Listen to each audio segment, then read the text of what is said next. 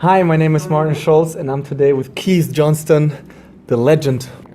Why don't you like being called like a master of improv? You've created so many chunks of. I'm good at it, and with theory and why it happens and how to make it happen. But if they treat you with too much respect, they start arguing. They say, Keith says.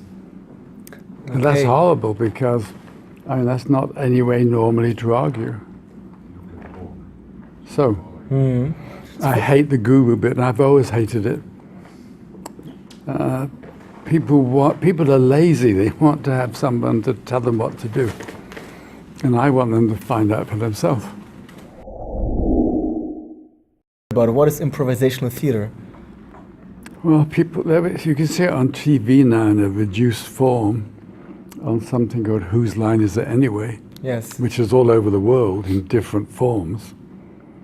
It's what all the teenagers think improvisation is. Mm-hmm.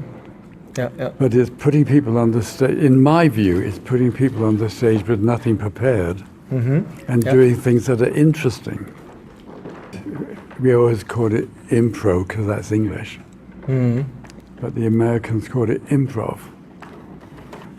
But in my mind, American improvisation is like mostly it's getting suggestions from adults in the audience. Yeah. And I think that's a disaster. We very seldom got a suggestion, and we wouldn't do one we didn't like. I haven't seen it for 30 years. Wow. No, I don't watch it. And they complain. They say, you invented it, you should watch it. But I don't see why I should have to watch it just because I invented things. Yeah. I don't want to go and see things done badly. So I basically don't go, unless there's something thrilling going on and risky. I had no connection with theatre, but I won a prize in I think in the Observer, they had a short story competition in the Observer newspaper. Very unusual. And I won some prize in that. And then I got offered to write a play. I turned it down because I had no interest in theatre. But then I ran out of money. So I went back. Yeah. And even then I was incredibly slow as a writer. I'm not really a writer. Everything takes so long. But books keep selling, but 10 years to write a book is silly. The first one, Impro, but they both took that long. And now I'm writing another book, and I'd probably be dead before I can finish it. So, but those two sell. Impro especially sells, and is in lots of countries. I became one of the directors of the theatre as a playwright, because I knew nothing about training actors. So I decided we'd investigate storytelling, and then we had to act bits of stories out, and then we were laughing like idiots. So are we fooling ourselves? Are we just laughing for the sake of laughing? So then you had to play to strangers. So then I went out and gave free shows to strangers. They don't have to be polite,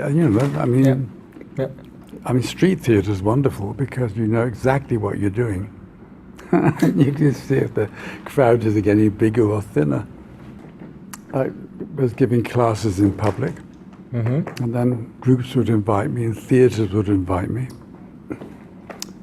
And there was no improvisation in England because it was illegal. Okay. Why was it illegal? Because some royal family didn't like some play that insulted them 200 years before. And that special censorship had gone on for a long time. But I'm teaching a class on stage, basically. And the censor didn't know what to do. He didn't do anything, and finally the government got rid of him.